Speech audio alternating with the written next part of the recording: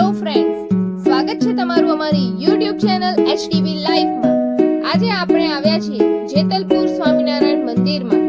જેતલપુર સ્વામિનારાયણ મંદિરને 200 વર્ષ પૂર્ણ થઈ રહ્યા છે, તો એના ભાગ રૂપે 5 માર્ચથી 11 માર્ચ દરમિયાન અવસર નગરમાં દ્વિશતાબ્દી મહોત્સવની ઉજવણી થઈ રહી છે। અમદાવાદથી થોડે દૂર જેતલપુર ગામમાં એક આખું નગર ઊભું કરવામાં આવ્યું છે, જેનું નામ છે અવસર નગર। ભગવાન સ્વામિનારાયણે જીવનકાળ દરમિયાન પોતાના હાથે સ્થાપેલા 9 મંદિરમાંના 5મા મંદિરની સ્થાપના જેતલપુરમાં કરી હતી। આ મંદિરને ફાગણ વદ આઠમ એટલે કે 11 માર્ચના રોજ 200 વર્ષ પૂર્ણ થઈ રહ્યા છે અને એના ભાગ રૂપે અહીંયા આ ઉજવણી કરવામાં આવી રહી છે। આ પ્રસંગમાં દેશ વિદેશથી લાખો ભક્તો અહીં આવ્યા છે અને અહીં ભક્તિભાવની સાથે સાથે ગ્લો ગાર્ડન અને ફ્લાવર શોનું પણ અનોખું પ્રદર્શન કરવામાં આવ્યું છે।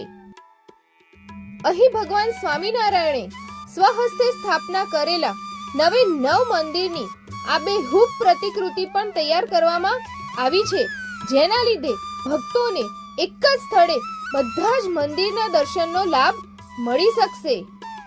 અહીં 550 વીઘા જમીનમાં આ કાર્યક્રમનું આયોજન કરવામાં આવ્યું છે, જેમાં 400 વીઘામાં મહોત્સવ ઉજવાશે અને 150 વીઘામાં વિશાળ પાર્કિંગ હશે અને વળી 25 વીઘામાં ધર્મશાળા ઊભી કરાઈ છે, જ્યાં સ્વયંસેવકો અને બહાર ગામથી આવેલા યાત્રિકો રહી શકે છે। એક સાથે 10,000 લોકો રહી શકે એવી વ્યવસ્થા અહીં કરવામાં આવી છે અને 50 વીઘામાં 15 વિશાળ ડોમ તૈયાર કરાયા છે।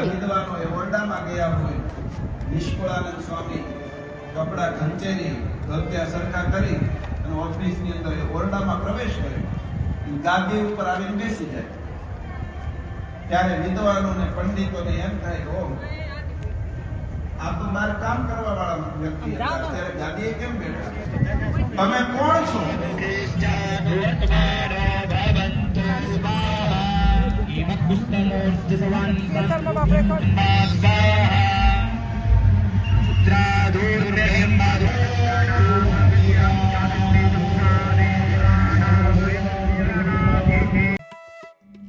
આ જે મહોત્સવ ચાલી રહ્યો છે એનું નામ આપવામાં આવ્યું છે ભગવાન મળ્યાનો અવસર।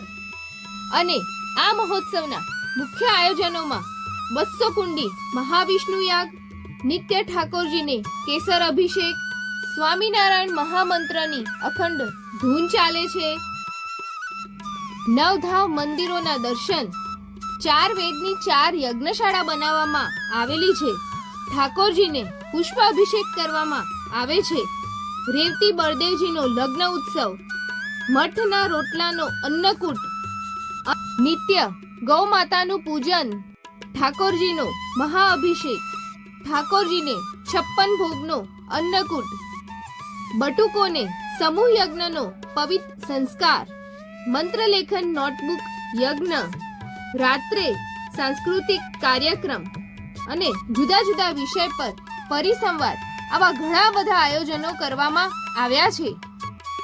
અહીંનું વાતાવરણ ખરેખર ભક્તિમય બની ગયું છે। અહીં દેશ વિદેશથી જે દર્શનાર્થીઓ આવે છે એ લોકો અને અહીં જે સેવા કર્મીઓ પોતાની સેવા આપે છે એ બધા જ જાણે ભગવાનમાં લીન થઈ ગયા હોય એવું લાગે છે। જય સ્વામિનારાયણ ભગવાન।